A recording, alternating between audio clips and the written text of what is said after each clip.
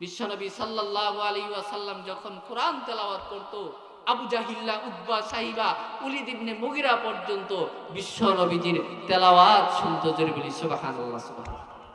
আল্লাহ রাব্বুল আলামিন তখন বিশ্বনবীজি সাল্লাল্লাহু আলাইহি সাল্লাম যখন তেলাওয়াত শেষ করবে, জান্নাতীদেরকে বলবে, এই জান্নাতীরা, এর চেয়ে সুন্দর তেলাওয়াত শুনতে কি তোমরা রাজি আছো?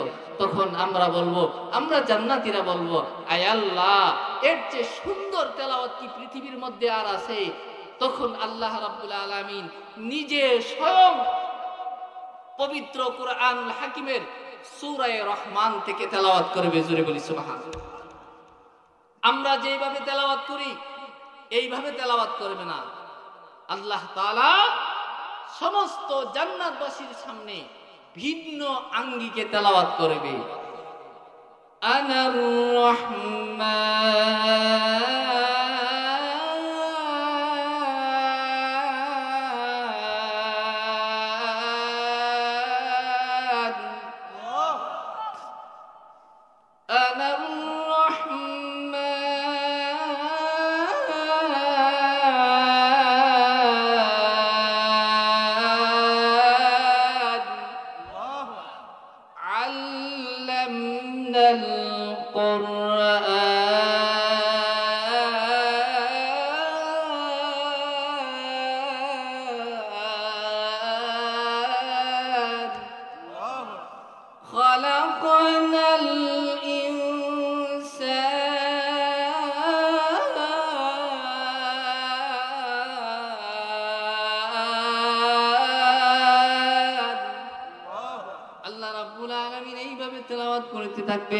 সমস্ত জান্নাতীরা তেলাওয়াত শুনে মুগ্ধ হয়ে যাবে। হাজার হাজার বছর চলে যাবে। আল্লাহ রাব্বুল আলামিন দুই কারণে সূরা রহমান নাজিল করেছে। এক নাম্বার কারণ হলো রহমানের পরিচয় দেওয়ার জন্য। জোরে বলি সুবহানাল্লাহ। বিশ্বনবীজি যখন লা ইলাহা ইল্লাল্লাহর দাওয়াত দিতে লাগলেন, কালিমার দাওয়াত দিতে লাগলেন, জান্নাতের দাওয়াত দিতে লাগলেন, জাহান্নামের ভয় দেখাইতে লাগলেন, ওই সময় আল্লাহ আল্লাহ নাম উচ্চারণ করতেন। আর আল্লাহ পাকের অসংখ্য অগণিত নাম আছে। এর মধ্যে তাফসিরে কাবীরের মধ্যে বিশেষ কয়েকটা নাম উল্লেখ করেছে। বিশ্বনবী সাল্লাল্লাহু আলাইহি ওয়াসাল্লাম বলেন, মান আহসাহা, হযরত আবু হুরায়রা থেকে বর্ণিত, আল্লাহ নবীজি বলেন, মান আহসাহা দাখালাল জান্নাহ, যে ব্যক্তি আল্লাহ তাআলার বিশেষ কয়েকটা সিফতি নাম আছে, 99টা সিফতি নাম, ওই সিফতি নামগুলা মুখস্থ করবে, সকালে পড়বে, সন্ধ্যা পড়বে, তার ঠিকানা জান্নাতে হবে। জোরে বলি সুবহানাল্লাহ। খুতবে মাসনার মধ্যে যেই সূরাখানা আমি তেলাওয়াত করেছি, পবিত্র কুরআনুল হাকিমের মধ্যে কয়খানা সূরা বলেন তো? আওয়াজ করতে হবে, কয়খানা সূরা বলেন না, কয়খানা সূরা? 114 খানা সূরা। বলি, আমরা সবাই বলি 100, আরো জোরে বলি 100। এখন তো যুব সমাজকে যদি জিজ্ঞাসা করা হয় যে বাংলাদেশের এমন এমন এমন এমন খেলোয়াড়ের নাম জানো কিনা, তখন আবার জিজ্ঞাসা করে, হুজুর শুধু কি দেশেরটা বলবো না বিদেশেরটা বলবো? জোরে বলেন ঠিক কিনা? এমন এমন এমন এমন যারা চিত্রনায়ক, এদের নাম জানো কিনা? তখন যুবক ভাইরা বলে যে শুধু কি বাংলাদেশেরটা বলবো নাকি বাহিরেরটাও বলবো? জোরে বলেন ঠিক কিনা? কিন্তু কোরআনের মধ্যে কতগুলা সূরা আল্লাহ তাআলা নাজিল করছে অনেকেরই আমরা জানি না। যেহেতু আজকের মাহফিলটা তাফসীরুল কোরআন মাহফিল 2 দিন ব্যাপী, সেহেতু আমি পবিত্র কুরআনুল হাকিমের সূরাতুর রহমান থেকে প্রথম অংশ থেকে আমি তেলাওয়াত করেছি। অত্র সূরাখানা আল্লাহ তাআলা কেন নাজিল করেছে, আল্লামা ইয়াহইয়া ইবনে কাসির রাহমাতুল্লাহি আলাইহি এবং জগৎ বিখ্যাত একজন মুফাসসিরে কোরআন এবং মুফতি, জিনার তাফসিরের কিতাব পুরা বিশ্বের মধ্যে রচিত হয়েছে, অনুবাদ হয়েছে, আল্লামা মুফতি শফি রহমাতুল্লাহি আলাইহির মারিফুল কোরআন, এবং বাংলাদেশের একজন রত্ন ছিলেন যিনি আল্লাহ তাআলার কোরআনের 30 পারা 30 খণ্ডে তিনি তাফসির করে গেছেন, মরহুম মাওলানা আমিনুল ইসলাম রহমাতুল্লাহি আলাইহি সহ, এবং তাফসিরে কাবীর সহ সমস্ত তাফসীর গ্রন্থের মধ্যে দুইটা শানে নুজুল উল্লেখ করেছে। জোরে বলি সুবহানাল্লাহ। আজকের তেলাওয়াতকৃত সূরাটা কেন নাজিল করছে? মুফাসসিরদের কেরামের ভাষায় বলা হয় শানে নুজুল। সেই শানে নুজুল সম্পর্কে মুফাসসিরিন কেরাম লেখেন, আল্লাহ রাব্বুল আলামিন পবিত্র কুরআনুল হাকিমের মধ্যে আয়াত নাজিল করছে অথবা সূরা নাজিল করছে।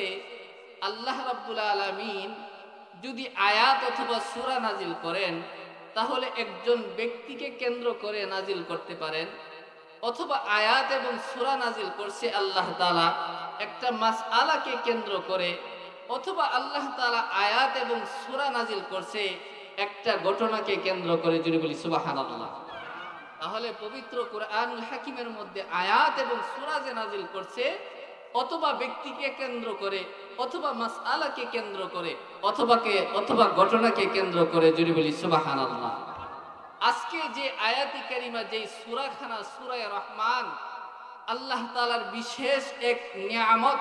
পৃথিবীর মধ্যে যত নিয়ামত রাজি আল্লাহ তাআলা বান্দাকে দান করেছে, ওই সমস্ত নিয়ামত রাজি এবং জান্নাতের মধ্যে আমাদেরকে আল্লাহ তাআলা কি কি নিয়ামত রাজি দান করবে, ওই সমস্ত নিয়ামত রাজি আল্লাহ রাব্বুল আলামিন কিঞ্চিত পরিমাণ, অল্প পরিমাণ আল্লাহ তাআলা এই সূরাতুর রহমানের মধ্যে তুলে ধরেছে। জোরে বলি সুবহানাল্লাহ।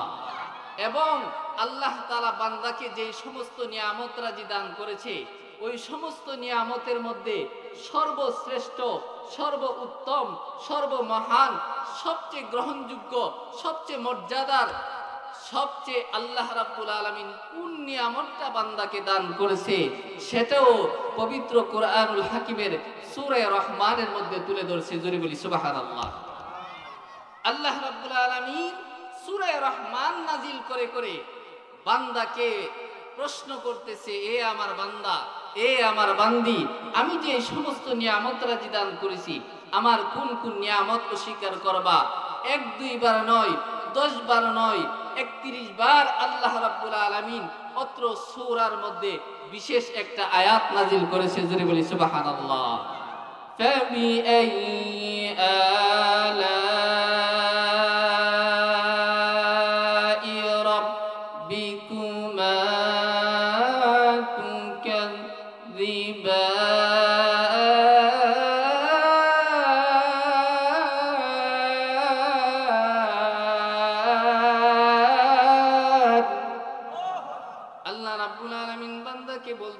আমার বান্দা, দুনিয়ার মধ্যে যত নিয়ামত রাজি আমি দান করেছি, কোন কোন নিয়ামত স্বীকার করবা? আল্লাহ রাব্বুল আলামিন পবিত্র কুরআনুল হাকিমের অন্য আয়াতের মধ্যে বলেন, ওয়া ইন তাউদ্দু নি'মাতাল্লাহ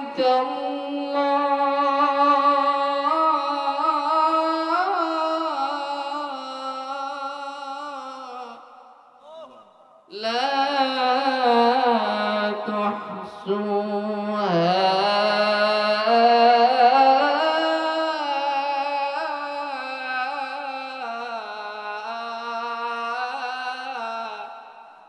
আল্লাহ রাব্বুল আলামিন বললেন, হে আমার বান্দা, তোমার জীবন শেষ হয়ে যাবে, তোমার জিন্দেগি শেষ হয়ে যাবে, সকাল থেকে সন্ধ্যা পর্যন্ত, সন্ধ্যা থেকে সকাল পর্যন্ত আমার নিয়ামত রাজি গণনা করতে থাকবা, আমার নিয়ামত রাজি গণনা করে শেষ করতে পারবে না।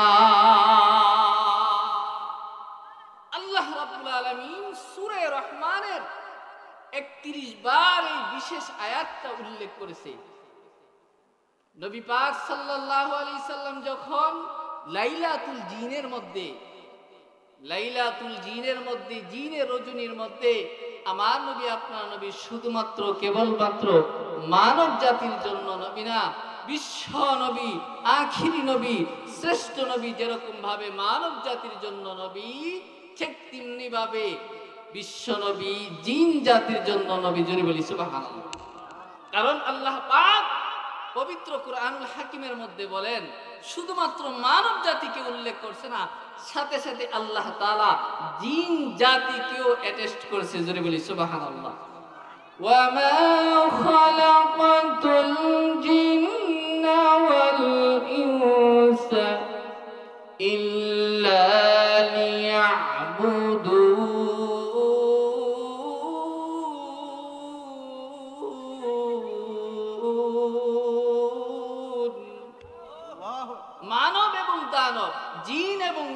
আসমানকে আল্লাহ তাআলা সৃষ্টি করেছে তার ইবাদত বন্দি করার জন্য। জোরে বলেন ঠিক কিনা? বিশ্বনবী সাল্লাল্লাহু আলাইহি সাল্লাম যখন লাইলাতুল জিনের মধ্যে, জিনের রজনীর মধ্যে জিন জাতিকে দাওয়াত দিতে লাগলো, এক পর্যায়ে যখন বিশ্বনবী সূরা রহমান তেলাওয়াত করতে করতে, আর এই সূরা রহমানটা তো বিশ্বনবীও তেলাওয়াত করেছে, সূরা ইয়াসিন এবং সূরা তাহার ব্যাখ্যায় আল্লামা মুফতি শফি রহমাতুল্লাহি আলাইহি বলেন, তখনও আসমান তৈরি করে নাই, তখনও জমিন তৈরি করে নাই, আসমানের নিচে জমিনের উপরে আল্লাহ তাআলা কোনো মাখলুকাত তৈরি করে নাই। তার 1000 বছর আগে আমার নবী আপনার নবী বিশ্ব নবীজিকে আল্লাহ তাআলা নিজের সামনে বসাইয়া সূরা ইয়াসিন এবং সূরা তাহা তেলাওয়াত করেছে। জোরে বলি সুবহানাল্লাহ। এবং এই সূরাখানা সূরা রহমানটা আল্লাহ রাব্বুল আলামিন নিজে তেলাওয়াত করে আমাদেরকে শোনাইবে। সুবহানাল্লাহ কইতেন না? বাইহাকি শরীফের এক রিওয়ায়াত আছে যে বিশ্বনবী সাল্লাল্লাহু আলাইহি সাল্লাম বলেন, জান্নাতের মধ্যে যখন সমস্ত জান্নাতীরা যাবে, জাহান্নামের মধ্যে যখন সমস্ত জাহান্নামীরা যাবে, জান্নাতীদেরকে হাজির করবে, জাহান্নামীদেরকে হাজির করবে, আল্লাহ রাব্বুল আলামিন আরাফ নামক স্থানের মধ্যে মৃত্যুকে হাজির করবে, মৃত্যুকে হাজির করে জবাই করবে। জান্নাতীরা আনন্দে তারা উৎফুল্ল হয়ে যাবে, জাহান্নামীরা চিন্তায় তারা পেরেশান হয়ে যাবে। এমন মুহূর্তে আল্লাহ রাব্বুল আলামিন জান্নাতীদের দ্বারা এবং সমস্ত নবী রাসূলদেরকে হাজির করে, সমস্ত নবী রাসূলদের উম্মত যারা ঈমানদার ওই সমস্ত উম্মতদেরকে হাজির করে আল্লাহ রাব্বুল আলামিন একটা কনফারেন্স করবে। জোরে বলি সুবহানাল্লাহ। অত্র কনফারেন্সের মধ্যে আল্লাহ তাআলা নিজে স্বয়ং সভাপতি হবে। সুবহানাল্লাহ পড়বেন না? যেই কনফারেন্সের, যেই সবার, যেই মাহফিলের আল্লাহ পাক নিজে সভাপতি, ওই কনফারেন্সটার মূল্য দাম কম না বেশি? জোরে বলেন কম না বেশি? আমাদের এই মাহফিলে আমাদের হযরত আছে, আমাদের এই মাহফিলে যদি আমাদের ব্রাহ্মণবাড়িয়ার বজর হুজুর আল্লামা সাজিদুর রহমান সাহেব উপস্থিত হয়ে আরো মর্যাদা বাড়বে। এরকম ভাবে আরো যদি বিশেষ বুজুর্গানে কেরাম সভাপতিত্ব করে তার মর্যাদা বেড়ে যায়, ঠিক তেমনি ভাবে জান্নাতের মধ্যে আল্লাহ রাব্বুল আলামিন সমস্ত জান্নাতবাসী দ্বারা আল্লাহ রাব্বুল আলামিন একটা কনফারেন্স করবে। ওই কনফারেন্সের মধ্যে আল্লাহ তাআলা নিজে সভাপতির আসন গ্রহণ করবে। সুবহানাল্লাহ। সমস্ত নবী পয়গম্বর, হযরত জাবের রাদিয়াল্লাহু তাআলা আনহু বিশ্ব নবীকে জিজ্ঞাসা করেছিল, ইয়া রাসূলুল্লাহ, ইয়া হাবিবাল্লাহ, আল্লাহ পাক পৃথিবীর মধ্যে কতজন নবী রাসূল প্রেরণ করেছে? মিশকাত শরীফের বর্ণনা, বিশ্ব নবী সাল্লাল্লাহু আলাইহি ওয়াসাল্লাম বলেন, 1,00,000 মতান্তরে 2,24,000 নবী পয়গম্বর দুনিয়ার মধ্যে আসছে। জোরে বলি সুবহানাল্লাহ। সমস্ত নবী রাসূলগণ স্টেজের মধ্যে বসা থাকবে, তাদের চেয়ারগুলা স্বর্ণের চেয়ার হবে। সুবহানাল্লাহ। সমস্ত নবী রাসূলের উম্মতগুলা তাদেরকে আসন দেওয়া হবে, তাদের চেয়ারগুলা হবে স্বর্ণের চেয়ার। আমরাও জান্নাতের মধ্যে যাব, জান্নাতের ওই কনফারেন্সের মধ্যে আমরা অংশগ্রহণ করব, আমাদেরকেও আল্লাহ তাআলা এরকম স্বর্ণের চেয়ার দান করবে। সুবহানাল্লাহ। এই চেয়ারের পায়ার মূল্য কত? তাফসীরের কিতাবের মধ্যে লেখে, সপ্ত আসমান সপ্ত জমিন যদি বিক্রি করা হয়, চেয়ারের যে পায়াটায় পায়ার মূল্য হবে না। জোরে বলি সুবহানাল্লাহ। আল্লাহ রাব্বুল আলামিন ওই কনফারেন্সের মধ্যে হযরত দাউদ পয়গম্বরকে আল্লাহ তাআলা বিশেষ অতিথির স্থান দিবে। জোরে বলি সুবহানাল্লাহ। আমার নবী আপনার নবী বিশ্ব নবী সাইয়্যিদুল মুরসালিন, খাতামুল আম্বিয়া, আশরাফুল আম্বিয়া, ইমামুল মুরসালিন নবী মুহাম্মদুর রাসূলুল্লাহ সাল্লাল্লাহু আলাইহি সাল্লামকে আল্লাহ তাআলা প্রধান অতিথির আসন দান করবে। জোরে বলি সুবহানাল্লাহ। যিনি দুনিয়ার মধ্যেও প্রধান, যিনি আখিরাতের মধ্যেও প্রধান, যিনি জান্নাতের মধ্যেও প্রধান, যিনি হাসরের মধ্যেও প্রধান, যিনি ফুলসারাতের মধ্যে প্রধান, বিশ্ব নবী, আখির নবী, শ্রেষ্ঠ নবী, সেই কনফারেন্সের প্রধান অতিথি হবে। জোরে বলি সুবহানাল্লাহ। হযরত দাউদ পয়গম্বরকে আল্লাহ রাব্বুল আলামিন বলবে, হে দাউদ পয়গম্বর, আমার কালামুল্লাহ থেকে তেলাওয়াত করো। জোরে বলি সুবহানাল্লাহ। আল্লাহ রাব্বুল আলামিন বিশ্ব নবীকে এরকম এক মর্যাদা দান করেছে, আমি আপনি মাগরিবের নামাজ, এশারের নামাজ, ফজরের নামাজ, ঈদের নামাজ, জুমার নামাজ ইমাম সাহেবের পিছনে আদায় করি, ইমাম সাহেবের সূরা রহমান তেলাওয়াত করে আমি আপনি মাদ্রাসায় পড়ি নাই, স্কুলে পড়ি নাই, শুনতে শুনতে কিরকম জানে পুরা সূরা রহমান আমি আপনি মুখস্থ করে ফেলছি। জোরে বলেন ঠিক কিনা? এটা হলো কোরআনের মুজিজা। পৃথিবীর মধ্যে সর্বশ্রেষ্ঠ নিয়ামত হলো কোরআন। জোরে বলি সুবহানাল্লাহ। আল্লাহ রাব্বুল আলামিন দাউদ পয়গম্বরকে বলার সাথে সাথে আল্লাহর কুদরতে হযরত দাউদ পয়গম্বর পুরা 30 পারা মুখস্থ করে ফেলবে। জোরে বলি সুবহানাল্লাহ। দাউদ পয়গম্বর তেলাওয়াত করতে থাকবে, তেলাওয়াতের ঢেউ, তেলাওয়াতের আকর্ষণ, তেলাওয়াতের সুর, তেলাওয়াতের মাধুর্য এরকম হবে। দাউদ পয়গম্বর যখন তেলাওয়াত করত আসমানি কিতাব, আকাশের মধ্যে যখন পাখিগুলা উড়তো, ওই পাখিগুলা দাউদ পয়গম্বরের তেলাওয়াত শোনার জন্য পাখিগুলা দাঁড়িয়ে যাইত। জোরে বলি সুবহানাল্লাহ। সমুদ্রের মাছগুলা দাউদ পয়গম্বরের তেলাওয়াত শোনার জন্য মধ্যবর্তী স্থান থেকে একদম কিনারে আইসা দাউদ পয়গম্বরের তেলাওয়াত শুনতো। তাফসীরের কিতাবের মধ্যে লেখে দাউদ পয়গম্বর তেলাওয়াত করবে 70 প্রকারের আওয়াজ বের হবে। জোরে বলি সুবহানাল্লাহ।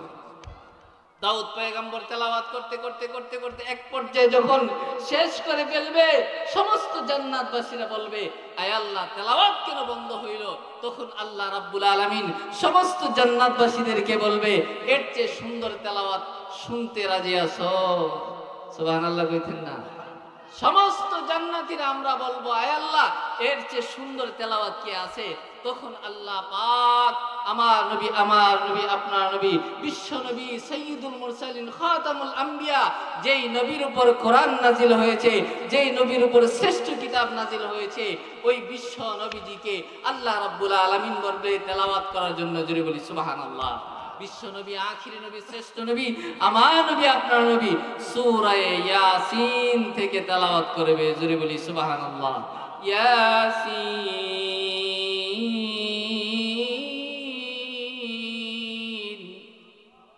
আওয়াজ নাই তো? আরে আওয়াজ না করলে তো মোদি আবার হামলা করবে। জোরে বলেন ঠিক কিনা? আবার দেশের মধ্যে আসার চেষ্টা করবে। মোবাইলে বলতেছেন আমি পার্শ্ববর্তী জায়গার মধ্যে আছি, চট করে আমি ঢুকে পড়বো, আওয়াজ না দিলে তো আবার আয়সা জ্বালাইবে। জোরে বলেন ঠিক কিনা? ইয়াসিন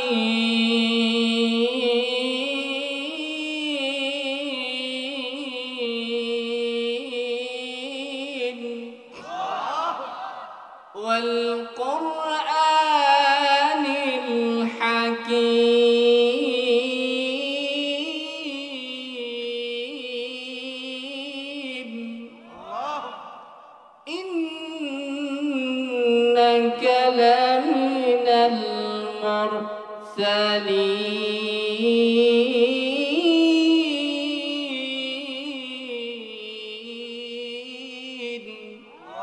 আমার নবী, আপনার নবী তেলাওয়াত শুরু করবে, হাজার হাজার বছর চলে যাবে, জান্নাতীরা তেলাওয়াত শুনে মুগ্ধ হয়ে যাবে, খেলতে থাকবে আর দুলতে থাকবে। বিশ্ব নবীজি তেলাওয়াত করতে থাকবে। এক পর্যায়ে যখন তেলাওয়াত বন্ধ করা হবে, সমস্ত জান্নাতবাসীরা বলবে, আয় আল্লাহ তেলাওয়াত কেন বন্ধ হলো? আল্লাহ রাব্বুল আলামিন ওই সময় জান্নাতবাসীদেরকে বলবে, এর চেয়ে তেলাওয়াত, এর চেয়ে সুন্দর তেলাওয়াত শুনতে কি তোমরা রাজি আছো?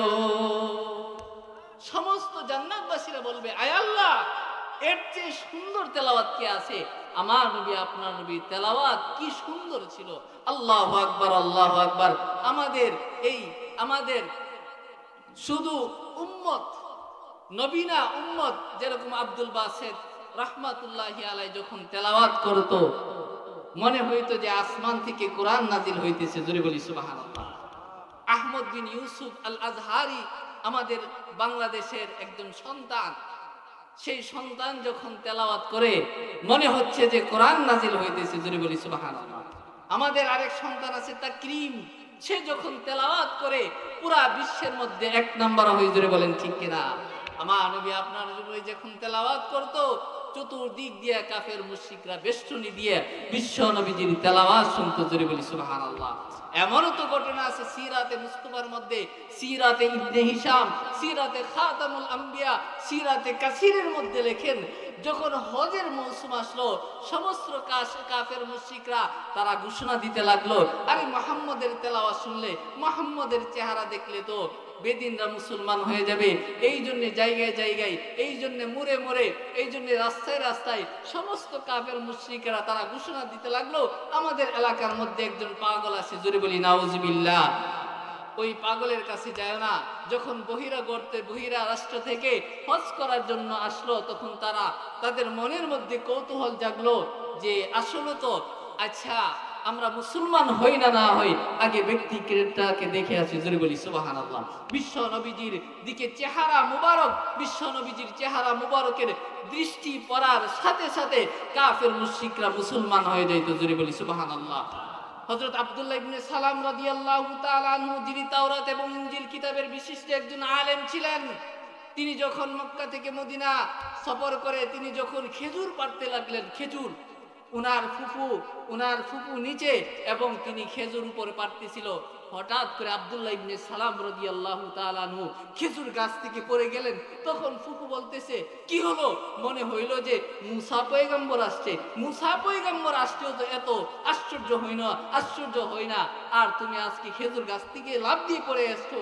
তখন হযরত আব্দুল্লাহ ইবনে সালাম রাদিয়াল্লাহু তাআলা আনহু বিশ্ব নবীজিকে দেখাইলেন এবং বলতে লাগলেন, আমি তাওরাত এবং জাবুর ইনজিল কিতাবের মধ্যে পাইছি বিশ্ব নবীর অবয়ব, বিশ্ব নবীর গঠন, বিশ্ব নবীর সবগুলা মুহাম্মদের মধ্যে পাওয়া যায়।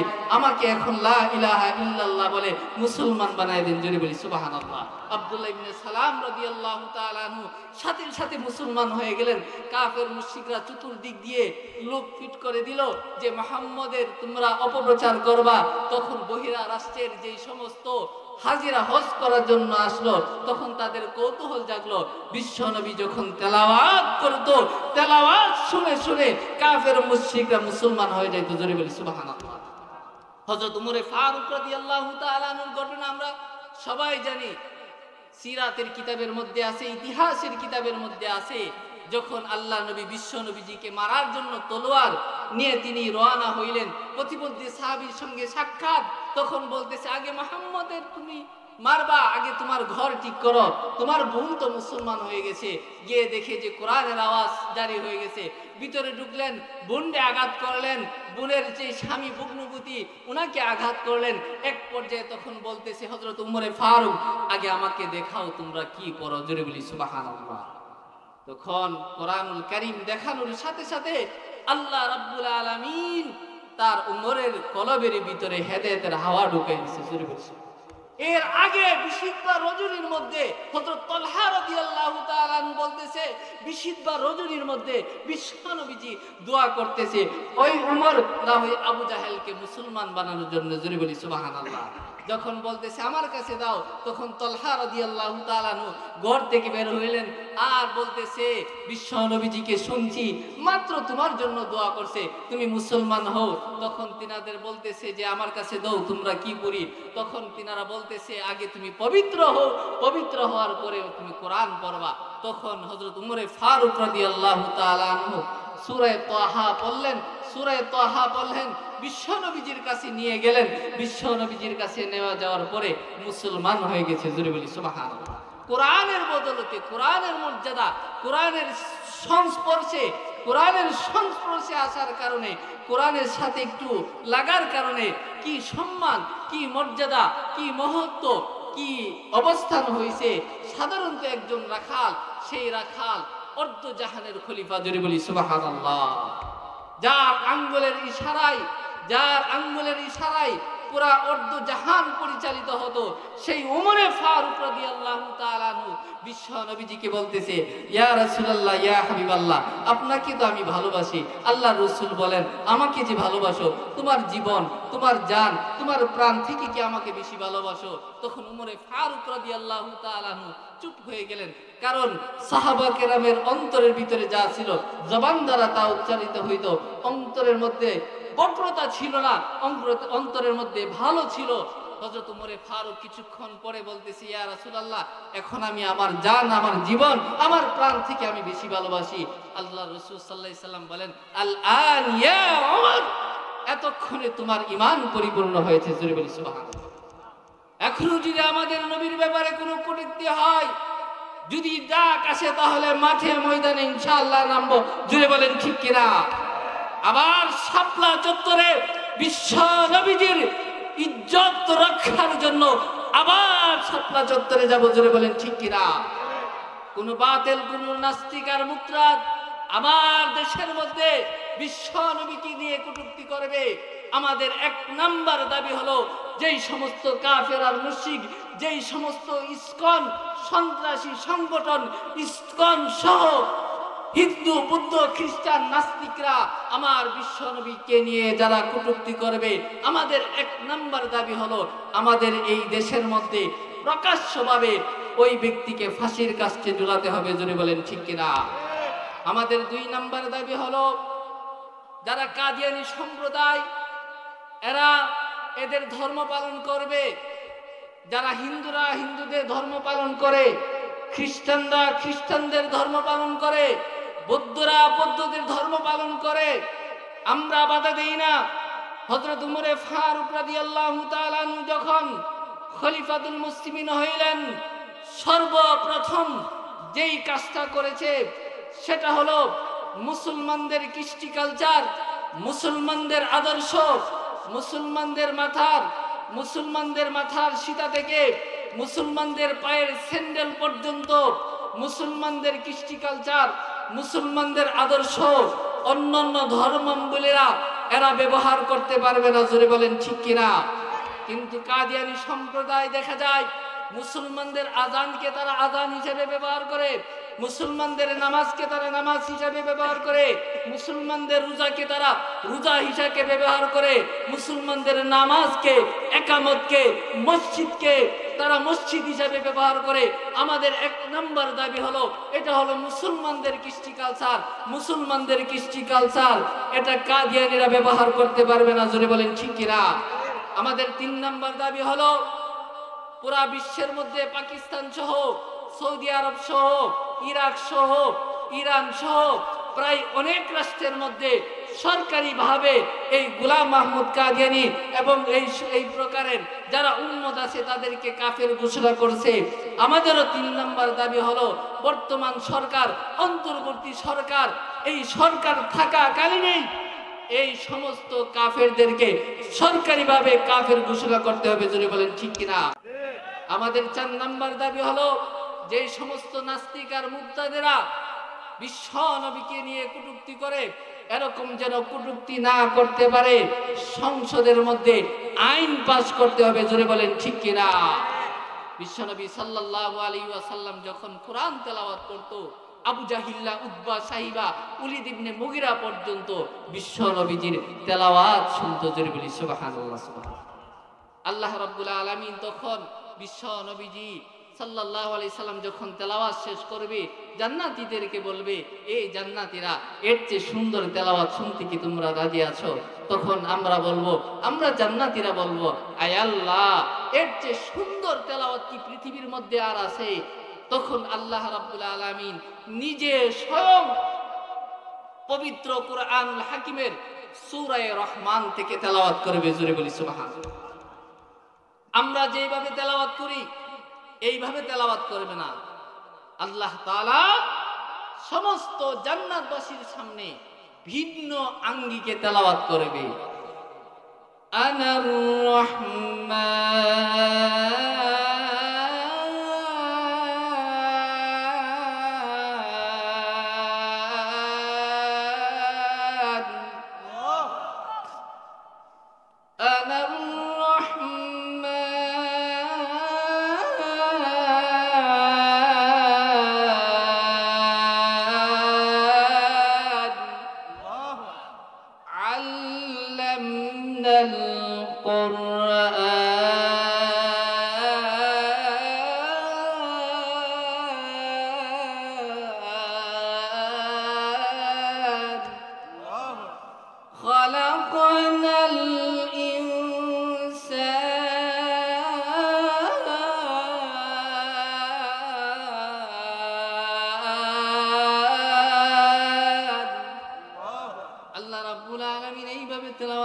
থাকবে, সমস্ত জান্নাতীরা তেলাওয়াত শুনে মুগ্ধ হয়ে যাবে, হাজার হাজার বছর চলে যাবে। আল্লাহ রাব্বুল আলামিন দুই কারণে সূরা রহমান নাজিল করেছে। এক নাম্বার কারণ হলো রহমানের পরিচয় দেওয়ার জন্য। জোরে বলি সুবহানাল্লাহ। বিশ্ব নবীজি যখন লা ইলাহা ইল্লাল্লাহর দাওয়াত দিতে লাগলেন, কালিমার দাওয়াত দিতে লাগলেন, জান্নাতের দাওয়াত দিতে লাগলেন, জাহান্নামের ভয় দেখাইতে লাগলেন, ওই সময় আল্লাহ আল্লাহ নাম উচ্চারণ করতেন। আর আল্লাহ পাকের অসংখ্য অগণিত নাম আছে। এর মধ্যে তাফসিরে কাবীরের মধ্যে বিশেষ কয়েকটা নাম উল্লেখ করেছে। বিশ্বনবী সাল্লাল্লাহু আলাইহি ওয়াসাল্লাম বলেন, মান আহসাহা, হযরত আবু হুরায়রা থেকে বর্ণিত, আল্লাহ নবীজি বলেন, মান আহসাহা দাখালাল জান্নাহ, যে ব্যক্তি আল্লাহ তাআলার বিশেষ কয়েকটা সিফতি নাম আছে, 99টা সিফতি নাম, ওই সিফতি নামগুলা মুখস্থ করবে, সকালে পড়বে, সন্ধ্যা পড়বে, তার ঠিকানা জান্নাতে হবে। জোরে বলি সুবহানাল্লাহ। ওই সমস্ত নাম থেকে একটা নাম হলো রহমান। জোরে বলি ঠিক কিনা? আল্লাহ নবীজি যখন আল্লাহ আল্লাহ নামের দাওয়াত দিতে লাগলেন, এক পর্যায়ে যখন আল্লাহ তাআলা রহমানের নামে যখন বিশ্ব নবীজি দাওয়াত দিতে লাগলেন, তখন কাফের মুশরিকরা বিশ্ব নবীজির কাছে প্রশ্ন ছুড়ে দিয়েছে, আল্লাহর নাম তো শুনলাম, রহমান আবার কে? তখন আল্লাহ রাব্বুল আলামিন রহমানের পরিচয় দিতে গিয়া সূরা রহমান নাজিল করেছে। জোরে বলি সুবহানাল্লাহ। এক নাম্বার কারণ।